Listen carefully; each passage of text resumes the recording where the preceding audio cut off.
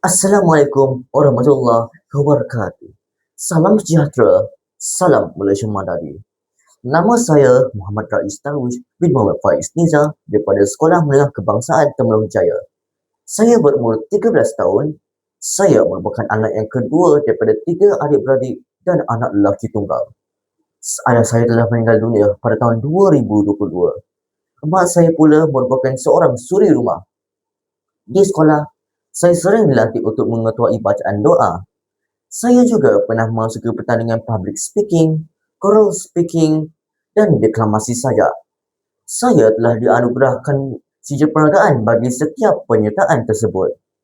Saya sering dipuji oleh guru-guru kerana mempunyai suara yang penuh pesona. Hobi saya ialah menelaah buku. Jika saya harus memilih antara membaca buku ataupun menggunakan gadget, saya akan memilih pilihan pertama kerana buku memberikan saya ilmu dan ketenangan ketika membacanya. Saya bercita-cita untuk menjadi seorang doktor pakar pembedahan. Untuk mencapai cita-cita tersebut, saya harus memanfaatkan masa dengan sepenuhnya bagi menjadikan diri saya dari aspek kebolehan, kemahiran, kecakapan dan yang paling penting ialah ilmu yang paling tinggi. Oleh itu, kerana saya memahami bahawa ilmu itu tiada sepadan, jadi saya yakin bahawa dengan membaca pelbagai bahan sajalah boleh saya mencapai cita-cita tersebut. Tajuk yang akan saya kupas pada hari ini ialah Kehilangan Pelakon Popular yang dikarang oleh Hazuddin dan Zabadi, juga diterbitkan oleh Associated Education Distributors pada tahun 2000. Buku ini mengisahkan tentang seorang pelakon terkenal bernama Wan Saidah Fazil yang tiba-tiba menghilang tanpa sebarang petunjuk. Pihak polis menghadapi kesukaran untuk menjumpainya dan mensyaki bahawa Wan Saidah telah meninggal dunia akibat lemas. Sarah dan rakan-rakannya juga dikenali sebagai penyiasat muda kerana beberapa kali menyelesaikan siasatan dengan polis, yakin bahawa Wan Saidah masih hidup. Ini menarik minat mereka untuk menyiasat. Keesokan harinya, mereka menjumpai loket yang dimiliki oleh Wan Saidah di tepi pantai.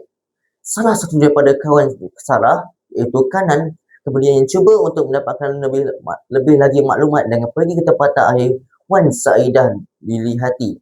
Namun, dia pula tiba-tiba menghilang. Sarah dan rakan-rakannya tidak berputus asa lalu melanjutkan pencarian untuk mencari Kanan dan Wan Saidah. Akhirnya, mereka menjumpa kedua-duanya di dalam sebuah rumah yang terbiar. Mereka juga berjaya mengidentikan dan menangkap penculik yang bertanggungjawab terhadap penculikan tersebut. Hasil siasatan mendedahkan dalang di sebalik penculikan tersebut ialah Ismail Dahlan, pelakon utama filem di layar mutera yang hendak menyingkirkan Wan Saidah untuk memberi laluan kepada skandalnya. Pelakon pertambahan Jasni Kamal. Pengajaran yang boleh didapati daripada buku ini ialah kita harus sentiasa peka dengan keadaan sekeliling untuk menjaga keselamatan diri, orang-orang kesusahan dan lain-lain. Selain itu, sifat buruk atau dengki akan sentiasa membawa kita kepada keburukan seperti Ismail Dahlan yang terkantoi sebagai dalang di sebalik penculikan tersebut. Dan akhir sekali